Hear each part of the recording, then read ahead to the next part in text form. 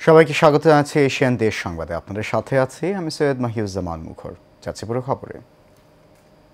কুমিল্লার চৌদ্দগ্রাম উপজেলার উনকোট গ্রামে ছাত্র আন্দোলনে হামলার অভিযোগে শামীম আহমেদ নাসিরকে আটক করেছে ডিবি পুলিশ।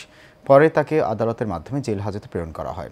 পুলিশ জানায়, বৈষম্য বিরোধী ছাত্র আন্দোলনের সময় শিক্ষার্থীদের উপর হামলার অভিযোগে কুমিল্লা কোতোয়ালি থানায় দায়েরকৃত মামলার আসামি ছিলেন শামীম আহমেদ নাসির। এছাড়াও তার বিরুদ্ধে রাজনৈতিক ও মাদক সংক্রান্ত আরও একাধিক মামলা রয়েছে।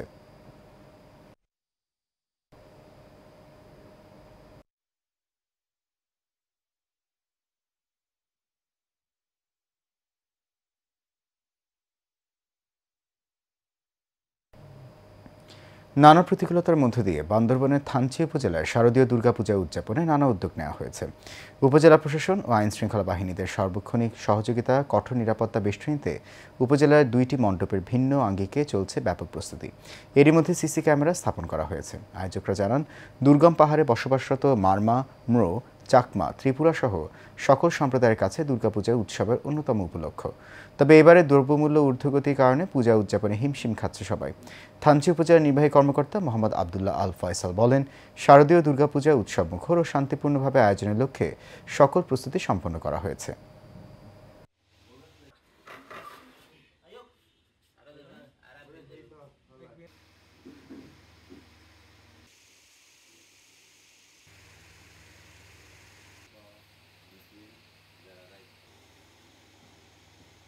11টি জাতি সংস্থা নিয়ে আমরা সম্প্রীতির একটা উদাহরণ রেখে যাচ্ছি।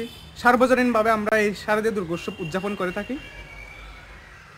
2022-23 সালে আর্থিক সমস্যা এবং এলাকার পরিস্থিতি অবনতি হওয়ার কারণে আমরা করতে পারিনি। এবারে আমরা ভিন্ন রকমের উৎসব, দুর্গাপূজা উৎসব পালন করতেছি এবং প্রশাসনিকভাবে আমাদেরকে সহযোগিতা করে এবং পুলিশ কড়া নজরদারি করতেছেন।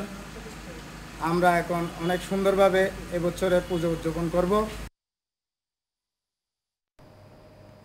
জাকসু নির্বাচনে বিভিন্ন অনিয়ম ও অসঙ্গতির 12টি অভিযোগ তুলে পুনরায় নির্বাচনের দাবি জানিয়েছেন জাকসুতে ছাত্রদল সমর্থিত সাদি বৈশাখী প্যানেল। এটি নির্দিষ্ট গোষ্ঠীকে জেতাতেই প্রশাসন এই ষড়যন্ত্র করেছে বলে উল্লেখ করেন তারা। বিশ্ববিদ্যালয় কেন্দ্রীয় ক্যাফেটেরিয়ায় এই সংবাদ সম্মেলন হয়। এতে লিখিত বক্তব্য পাঠ করেন জাহাঙ্গীরনগর বিশ্ববিদ্যালয় কেন্দ্রীয় ছাত্র সংসদ জাকসু নির্বাচনে ভিপি প্রার্থী শেখ সাদি। এ সময় নারী জিএস প্রার্থী তানজিলা হোসেন বৈশাখী সহ নির্বাচনে অংশ নেওয়ার সকলে উপস্থিত ছিলেন। থেকে শুরু করে নিয়ম নীতিকে সম্মান ফ্যাসিবাদের বিরুদ্ধে দীর্ঘ ধারাবাহিক প্রমাণ আছে কিনা যে তিনি আপনারা সেই চ্যালেঞ্জের প্রদানের পর অমোচনীয় কালির ব্যবস্থা না থাকে। আচ্ছা, নির্বাচন কমিশন যেটা বলেছেন যে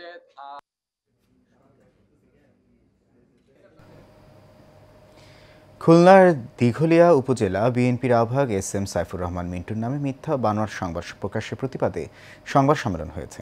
দুপুরে দিঘলিয়া উপজেলা বিএনপি কার্যালয়ে দলীয় নেতাকর্মীরা এই সংবাদ সম্মেলনের আয়োজন করে। এতে লিখিত বক্তব্য পাঠ করেন উপজেলা বিএনপির আহ্বায়ক এস.এম. সাইফুর রহমান মিন্টু।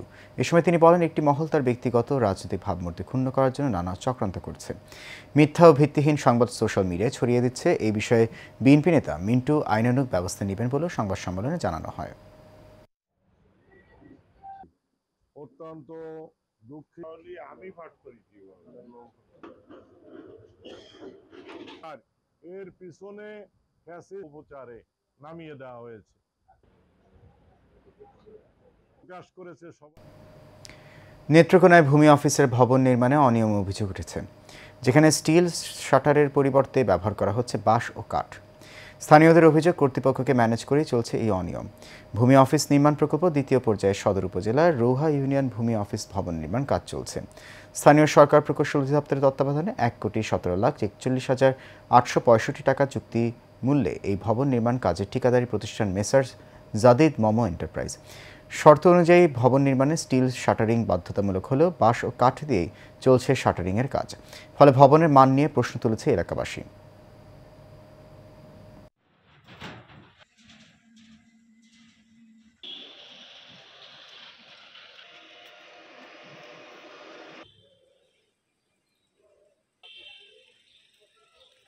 ইনারা জানে যে স্টিলের গুটি দিলে কি হয়, বাঁশের গুটি দিলে কি হয়। এমন ক্র্যাক করে, অনেক সময় ভাঙ্গা যায়, অনেক সময় ফাঁক হইয়া যায়। এই বিল্ডিং বা সেরিয়া দেওয়াতে আপনি বিল্ডিং ক্রেক করতে পারে বা ঝুঁকিপূর্ণ হইতে পারে, বিল্ডিংটা বেউ যেতে পারে। যারা তদারকি কর্মকর্তা আছে, ইঞ্জিনিয়ার, যারা মানে নির্বাহী প্রকৌশলী, তারা সকলেই জড়িত। ধরা রোড কয়টা ধরা এটা আমি কইতে পারবো। আর সব দেয় এর যে পরিবর্তন করবো, করে বাধা ঢালাই করবো। এটা এখনো ছাদ ঢালাই হয় নাই, এটা আমরা দেখে তদন্ত করে ব্যবস্থা নিব। এখানে স্টিল শাটার ছাড়া অন্য শাটার ব্যবহারের কোনো সুযোগ নাই। পূজা মানেই আনন্দ, সাজগোজ আর উচ্ছ্বাস, কিন্তু এই আনন্দ নেই সিলেটের চা শ্রমিকদের মাঝে। হিন্দু ধর্মের সবচেয়ে বড় ধর্মীয় উৎসব শারদীয় দুর্গাপূজা এলেও এখনও বোনাস ভাতা পাননি চা শ্রমিকরা। তাই পরিবারের কারোর জন্য কিনতে পারেনি নতুন জামা, করা হয়নি বাজারও। চা শ্রমিকদের অভিযোগ, কয়েক মাসের বেতন এখনও বকেয়া। যদিও পূজার বোনাস না মিলে তবে সব আনন্দ ফিকে হয়ে যাবে তাদের। এদিকে সিলেটের ন্যাশনাল ট্রির ম্যানেজার আনোয়ার হোসেন বলেন, চা শ্রমিকদের বেতন প্রতি সপ্তাহে দিয়ে দেওয়া হয়। দুর্গাপূজার বোনাস কালকের মধ্যে দেওয়া হবে।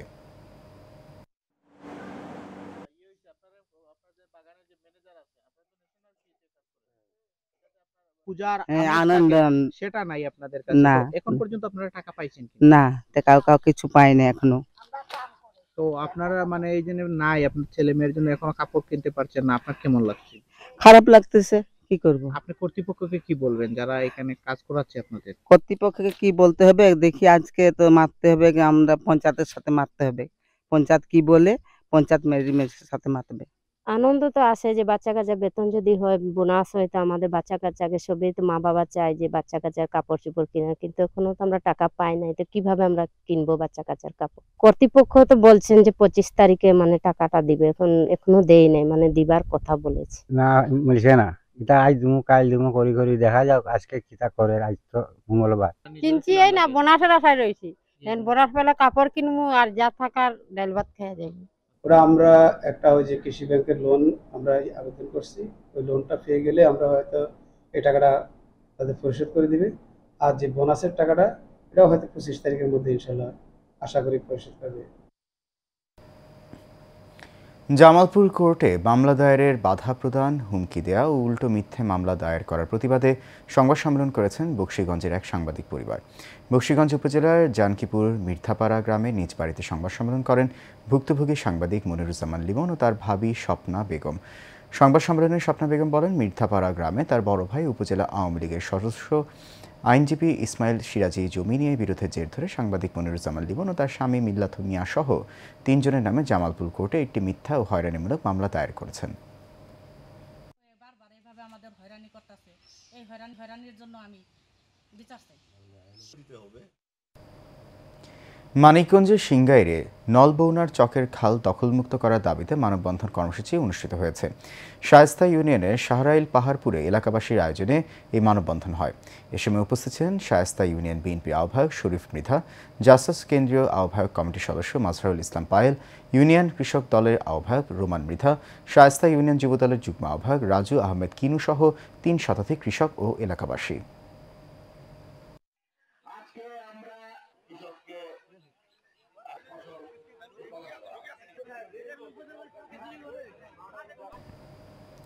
দীর্ঘ 18 বছর পর প্রাণচাঞ্চল্য ফিরে এলো ভেদরগঞ্জ উপজেলা ছাত্রদলে। গতকাল ভেদরগঞ্জ পৌরসভা অডিটোরিয়ামে অনুষ্ঠিত হয় উপজেলা ছাত্রদলের বহুল প্রতীক্ষিত কর্মী সভা। কর্মী সভায় প্রধান অতিথি হিসেবে উপস্থিত ছিলেন শরীয়তপুর জেলা ছাত্রদলের আহ্বায়ক HM জাকির। প্রধান বক্তা ছিলেন জেলা ছাত্রদলের সদস্য সচিব মোহাম্মদ সোহেল তালুকদার। সঞ্চালনা করেন ভেদরগঞ্জ উপজেলা ছাত্রদলের সদস্য সচিব মোহাম্মদ রহিম শেখ। সভাপতিত্ব করেন উপজেলা ছাত্রদলের আহ্বায়ক মোহাম্মদ ইমরান খান।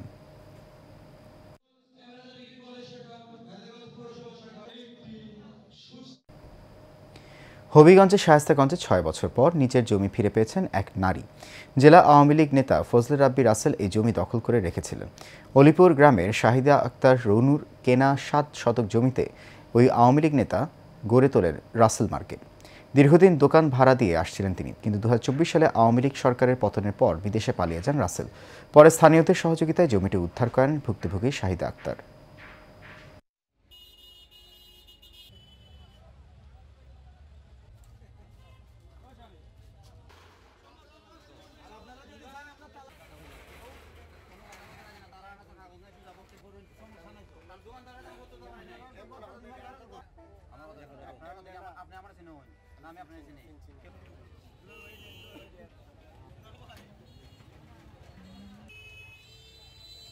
ব্রাহ্মণরা ইউনিয়নের কিছু লোকের জন্য আমি জায়গায় যাইতে পারতেছি না। হচ্ছে আপনার মোহাম্মদ টেনু মিয়া, তার ভাই সাইফুল 11 নং ব্রাহ্মণরা ইউনিয়নের সভাপতি বিএনপির, তার ছেলে আছে স্বাস্থ্য ডিগ্রি কলেজের সাধারণ সম্পাদক। তাদের যখন এই জায়গাটা আছে, আমি জায়গা যাইতে পারতেছি না, গেলে তারা আমার বিভিন্ন হুমকি টুমকি দিচ্ছে। বিএনপির প্রভাব দেখাইয়া ওরা ওই জায়গা দখল করে রাখছে। আমরা এই মূল্যে আমরা এখানে এসে আমরা তালা মারছি। জিয়া এবং সালম ভাই এই জায়গার মালিক, টেনু ভাই দাবি করতেছে টেনু ভাইরা মালিক। যদি এরা মালিক হয়ে থাকে, যে কাগজে প্রমাণ করতে রে, এটা তারার মাধ্যমে সমাধান হইয়া এটা সুস্থ একটা সমাধান চাই আমরা। শারদীয় দুর্গাপূজা উদযাপন উপলক্ষে নারায়ণগঞ্জের সোনারগাঁওয়ে সার্বিক নিরাপত্তা ও আইনশৃঙ্খলা নিয়ন্ত্রণ সংক্রান্ত প্রস্তুতিমূলক সভা অনুষ্ঠিত হয়েছে। সকালে উপজেলা সভাকক্ষে উপজেলা নির্বাহী কর্মকর্তা ফারজানা রহমানের সভাপতিত্বে এ সময় উপস্থিত ছিলেন সহকারী কমিশনার ভূমিদয়, সোনারগাঁও থানার ওসি রাশেদ খান, সেনা সদস্য ক্যাপ্টেন মোহাম্মদ শিহাব শাহরিয়ার, উপজেলা বিএনপির সভাপতি আজহারুল ইসলাম মান্নান, জামাতে ইসলামীর শুরা সদস্য ডক্টর ইকবাল হোসেন ভূঁইয়া, এনসিপি সোনারগাঁয়ের আহ্বায়ক তুহিন মাহমুদ সহ অনেকে।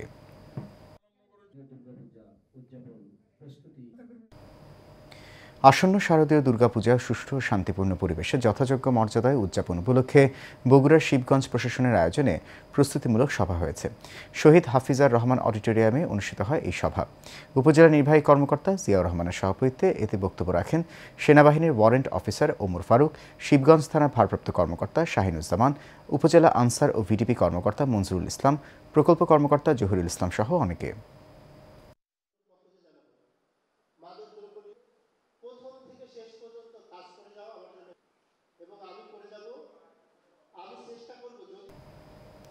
টাঙ্গাইলের মির্জাপুর থানার উদ্যোগে আসন্ন শারদীয় দুর্গাপূজা উপলক্ষে আইনশৃঙ্খলা বিষয়ক প্রস্তুতি সভা হয়েছে। সকাল 11টায় মির্জাপুর থানার হল রুমে এই সভা অনুষ্ঠিত হয়। সভায় উপজেলার 258টি পূজা মণ্ডপের সভাপতি, সাধারণ সম্পাদক ছাড়াও হিন্দু বৌদ্ধ খ্রিস্টান ঐক্য পরিষদ এবং মির্জাপুর পূজা উদযাপন কমিটির নেতৃবৃন্দ উপস্থিত ছিলেন। সভায় সভাপতিত্ব করেন মির্জাপুর থানার ভারপ্রাপ্ত কর্মকর্তা মোহাম্মদ রাশেদুল ইসলাম। প্রধান অতিথি ছিলেন মির্জাপুর নাগরপুর সার্কেলের সিনিয়র সহকারী পুলিশ সুপার আদনান মুস্তাফিজ। বিশেষ অতিথি ছিলেন মির্জাপুর থানা তদন্ত কর্মকর্তা সালাউদ্দিন আহমেদ সহ অনেকেই। চট্টগ্রামের লোহাগড়ায় 19 দিন ব্যাপী চুনতি সিরাতুন্নবী মাহফিলে চট্টগ্রাম সিটি কর্পোরেশনের মেয়র ডক্টর শাহাদাত হোসেনের আগমন উপলক্ষে এটিএম জাহেদ চৌধুরীর উদ্যোগে বিশাল মোটরসাইকেল শোডাউন হয়েছে। উপজেলার বার আউলিয়া ডিগ্রি কলেজের সামনে থেকে অতিথিকে বরণ করে নিয়ে যাওয়া হয় মাহফিলে। পরে চট্টগ্রামে ফেরার পথে লোহাগড়ার সংসদ সদস্য মরহুম মোস্তাক আহমেদ চৌধুরীর বাড়িতে ফুল ও সম্মাননা স্মারক দিয়ে বরণ করা হয়। এ সময় উপস্থিত ছিলেন উপজেলা বিএনপির সাবেক যুগ্ম সম্পাদক এটিএম জাহেদ চৌধুরী, চট্টগ্রাম দক্ষিণ জেলা বিএনপির সাবেক সদস্য এম আব্দুর রহিম, ছাত্রনেতা দিদার এলাহি সহ অনেকে। মোহাম্মদিয়া কাফেলা ঐক্য পরিষদের উদ্যোগে পবিত্র ঈদে মিলাদুন্নবী উদযাপন উপলক্ষে হিফজুল কোরআন ও হামদনাদ প্রতিযোগীদের মাঝে পুরস্কার বিতরণ এবং মিলাদ মাহফিল হয়েছে। জেলা শিল্পকলা একাডেমির হলে এই অনুষ্ঠান হয়। মোহাম্মদিয়া কাফেলা ঐক্য পরিষদের প্রধান খাদেম কামরুল ইসলামের আহ্বানে মেহমান হিসেবে বক্তব্য রাখেন খাজা গরিবে নেওয়াজ ভারত আলী নগর বিশ্ববিদ্যালয়ের অধ্যাপক ডক্টর সৈয়দ লিয়াকত হোসেন, ঢাকা বিশ্ববিদ্যালয়ের দর্শন বিভাগের চেয়ারম্যান ডক্টর শাহ কাউসার মোস্তফা, আবুল উলাই, মাইজ ভান্ডার দরবার শরীফের আওলাদ শাহজাদা সৈয়দ গোলাম মুর্শেদ সহ অনেকেই।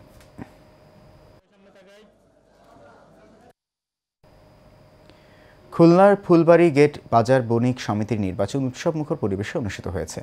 1658 জন ভোটারের মধ্যে 1608 জন ভোটার তাদের ভোটাধিকার প্রয়োগ করেন। নির্বাচনে সভাপতি পদে মীর কায়েসেদ আলী, সাধারণ সম্পাদক পদে সৈয়দ গোলাম কিবরিয়া ও সাংগঠনিক সম্পাদক পদে শামীম আহমেদ নির্বাচিত হয়েছেন। এছাড়া সহসভাপতি পদে মাসুদ মোরল ও নুরুল আমিন এবং সহ সাধারণ সম্পাদক পদে আজিবুর রহমান ও আজাদ হাওলাদার নির্বাচিত হয়েছেন। 13টি পদের বিপরীতে 46 জন প্রার্থী প্রতিদ্বন্দ্বিতা করেন।